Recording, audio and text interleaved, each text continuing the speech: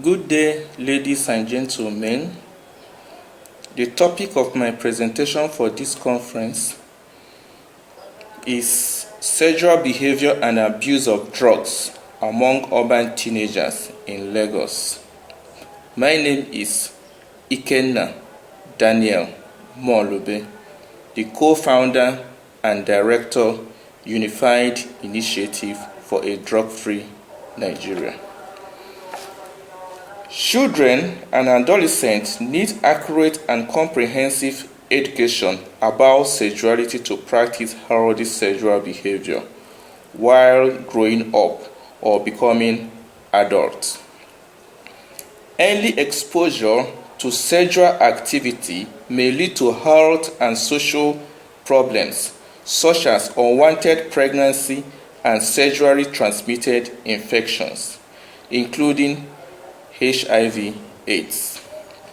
Sexuality education should be integrated into the confidential and longitudinal relationship the parents and guardians develop with children through the education children acquire in the school, and the society must be aware of children's own attitudes, beliefs, and values so that their effectiveness in discussing sexuality in the community setting is not limited.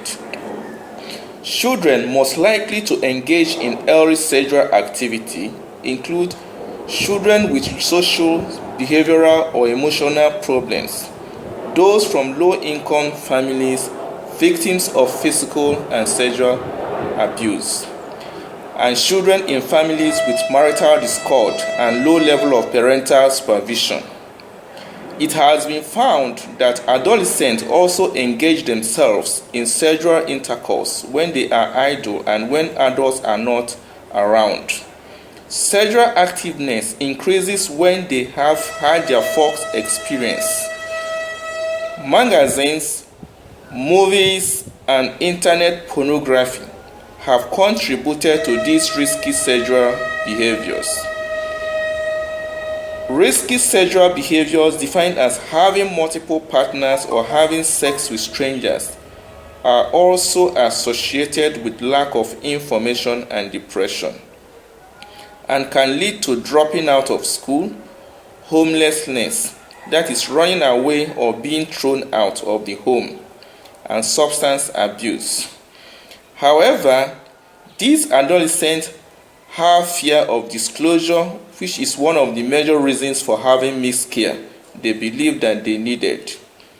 Recent urban community study by the author has found a recurring incidence of sexual activities in adolescents in the urban Lagos state. However, initiation to sexual intercourse during adolescence was found to remain the practice in the study community. This has also resulted to high abuse of drugs and substances to stimulate sexual arousal and performance, and the abuse of drugs to prevent pregnancy and removing of unwanted pregnancy among these adolescents. This report was a compilation from investigative study with the urban teenagers carried out in selected urban communities in Lagos through one-on-one interactions with the teenagers, community observations, and reports received. We also administered questionnaires in schools during sexual education program to assess the students' knowledge and attitude in adolescent reproductive health. Now, our findings. Adolescents between the ages of 12 to 17 in the urban community of Lagos has been discovered to be indulging in risky sexual activities. These teenagers, out of ignorance and misinformation by their peers, have been abusing various drugs and substances while engaging in sexual activities, and some of them have become addicted to sexual intercourse. Some of the sexual activities have also resulted to pregnancy among the girls' partners who have also committed unsafe abortion due to unwanted pregnancy. The study also revealed that the victims use all kinds of local and harmful substances to induce abortion when pregnant, thereby exposing themselves to health hazards, while some have dropped out from school. The study revealed the following as described below. Teens between the ages of 12 to 17 were indiscriminately having sexual intercourse with same-sex or opposite sex. And from interactions with some of these teens, they own up that they have found it difficult to abstain from having sex since their first initiation and experience, and always look for sexual satisfaction almost every day. After having a chat with most of the affected teens, it was also found that some of these teens have been sexually abused during their childhood. Some of the sexual acts among these teens have resulted to unwanted pregnancy, including recording sexual transmitted infection, and as a result, the affected teens have abused drugs to remove the pregnancy or treat the sexual infections. These teens have used substances such as local concussions, washing blue, and psychotropic substances to induce abortion. Most of the abortion by abuse of drugs is influenced by the male partner who provides these drugs or substances. It was also found that these teens surf on the internet to discover abortion pills and have been able to obtain these pills from the pharmacy shops without doctor's prescription. The most abortion pills that have been found used by these teens are mifepristone and misoprostol. Some of the affected teens that have committed an unsafe abortion are experiencing post-abortion syndrome while passing through physical and emotional trauma, thereby resort to drugs and substance abuse. And some had educational setback and have dropped out from school. Emotional and psychological disturbance that follows after the abortion, known as post-abortion traumatic effects, and substance and disturbances are depression, isolation, drug abuse, and attempt to commit suicide. This post-abortion syndrome can cause mental ill health, educational setback, and dropout from school. Also, as a result of misinformation, these teens disclose that they always take antibiotics or mixture of substances before sex in order to prevent pregnancy as a form of contraceptives. The use of all kinds of drugs and substances, either to prevent pregnancy or terminate pregnancy, affects the body functionary system, which may lead to infertility and damage to vital organs in the body. Some attempt to abort a baby by use of psychotropic medications and other substances which failed has led to birth of deformed baby. Such babies are abandoned in the hospital or thrown away. Some of them died and some are picked up and sent to motherless babies' home. In the case of sexual infections, antibiotics and herbal mixtures are frequently misused and abused by these teens on self-medication without disclosing to their parents or guardians. They are misinformed by their peers to use these drugs. The use of sexual stimulant drugs, especially among the teen boys, is becoming rampant. It was found that they use drugs such as Viagra, marijuana, and local herbal substances, mostly to stimulate or boost sexual performance. They purchase these drugs through street drug hawkers. The street drug vendors claim that the drugs helped also enlarge the male organ in order to convince these teens to buy these drugs. Tramadol is widely abused by these teens to delay ejaculation and prolong intercourse. This tramadol is mostly abused without knowledge of the effect on health implications of the use.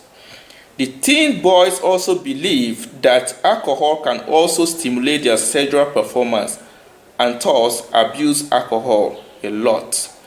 However, excess consumption of alcoholic drinks initially may stimulate one but depresses the body system and reduce self-control or causes impaired judgment, which can lead to unprotected sex and also affect the body system. It was also observed that teens have developed a strong network of sex engagements on social media, using most especially Facebook accounts to connect to others and negotiate for physical visit or arrangement for sexual intercourse. In this process, they also discuss or exchange information on various drugs and substances they can use to stimulate their sexual urge. In the course of this study, date rape drugs, most especially Rohypnol, was also discovered to be sometimes used by the teen boys when they invite their teammates through their social media interaction. Cases have been recounted where a group of teens connected with female on internet and invited her for the first time and drug her drink and had sex with her. The use of sedative, which is becoming more common, is slipped into female drink in order to cause drowsiness and sometimes short memory loss. As a result, she may be sexually assaulted or agree to have sex.